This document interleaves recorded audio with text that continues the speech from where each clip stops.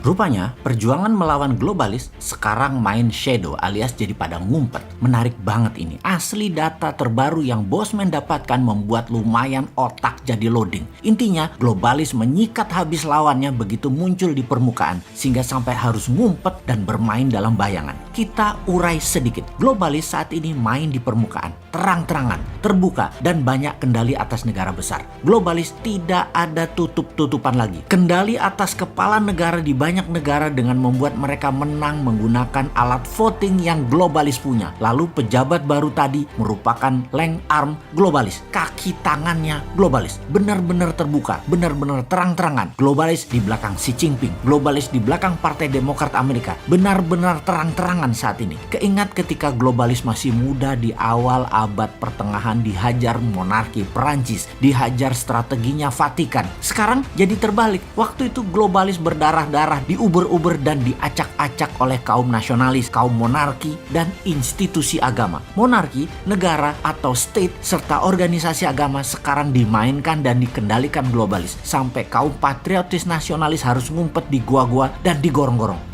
Jangan gorong-gorong, beda. Artinya beda. Di gua aja ya. Oke, to make story short, rupanya lawannya globalis membentuk aliansi bernama atau berkode patriotis saat ini. Nah, Bosman jadi kesangkut lagi deh karena mengambil mazhab patriotik nasionalis. Jadi kita dicap anti globalis garis keras yang pada kenyataannya ya memang iya. Maka kita lihat apa yang akan dilakukan oleh kaum patriotis ke depannya. Bagaimana? Ada data analisa intelijen mengatakan untuk globalis mengendalikan dunia, strateginya adalah membawa harga minyak yang saat ini $64 per barel ke arah $100 lagi. Duar, ini strategi perang baru. Ini namanya perang energi. Masih too early atau terlalu cepat si Bosman ini informasinya. Tetapi kebiasaan sebagai orang yang melihat sesuatu dari threat analysis, maka yang jauh sudah dianalisa dan diantisipasi walaupun jauh kemungkinannya terjadi atau kemungkinannya masih lama. Apa yang akan terjadi kalau minyak $100 per barel? Ini akan membuat banyak negara semakin tergantung globalis. Sehubungan dengan itu, komoditi lain ikut naik harganya. Dan kalau Indonesia pinter, di sini Indonesia lah harusnya yang paling diuntungkan. Ini yang sering kaum new mind gregetan atas apa yang negara Indonesia harusnya bisa cantik bermain di geopolitik dunia. Nah, koda kapal harus pandai memainkan layar dan kendali. Harus pandai memainkan rem tangan dan pedal gas. Harus pandai kapan tali layangan diulur atau ditarik. Jadi apa yang kita Indonesia harus lakukan sekarang? Baik, kita ulangi berkali-kali apa yang harus dilakukan jika bernegaranya faham. Negara besar yang punya 1,5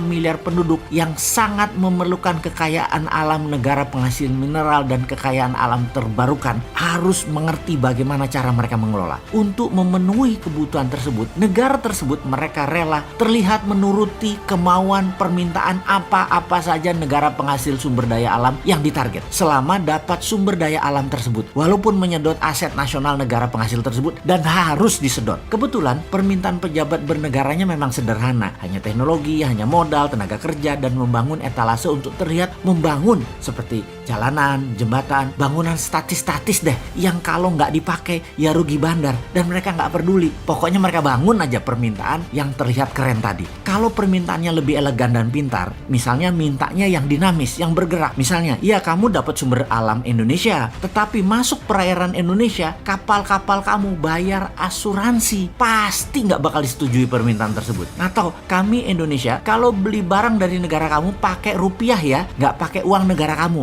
Nah itu baru NKRI garis lurus pejabatnya. Tapi sudahlah, mereka sedang menikmati enaknya jabatan. Nggak apa-apa juga. Si Sontoloyo ini hanya sirik aja, sudah goblok, nggak paham, nggak punya jabatan. Ya minggir aja deh lu. Untuk itu apa sih ide Mardigunation dalam situasi begini? Yang harus dilakukan adalah setiap gram hasil tambang mineral jadi solid barangnya menjadi underlying rupiah. Kita harus memiliki bursa komoditi spot price. Rupiah emas, rupiah nikel, rupiah osmium, rupiah palladium, rupiah thorium, rupiah koper, rupiah silver, dan lain sebagainya dengan harga bid offer yang diatur oleh mekanisme pasar produsennya di Indonesia. Tidak mengacu harga internasional. Globalis tidak bisa transaksi di bursa lokal Indonesia kecuali barangnya yang dibeli di bursa Indonesia tersebut untuk pabrik manufaktur yang ada di dalam negeri Indonesia. Gak apa-apa pabrik itu milik globalis selama barang Indonesia tadi dijual di Indonesia memenuhi kebutuhan domestik dan globalis bukan satu-satunya satu-satunya perusahaan manufaktur di Indonesia tentunya untuk itu. Bursa komoditi spot market ini bisa menjadi bursa terbesar di dunia karena bahan baku Indonesia berlimpah. Inilah efek penggentar atau efek tawar komoditi Indonesia yang jadi SWF aslinya, yaitu menggunakan SDA sumber daya alam Indonesia dan uang Indonesia. Semoga paham bahwa globalis akan membuat BBM ke $100 per barel guna menekan negara nasionalis dan kendali dunia kembali ke tangan mereka. Juga semoga ada solusinya buat Indonesia ya wahai pejabat. Kalau ternyata benar-benar $100 tercapai, jangan gelegepan lo nanti.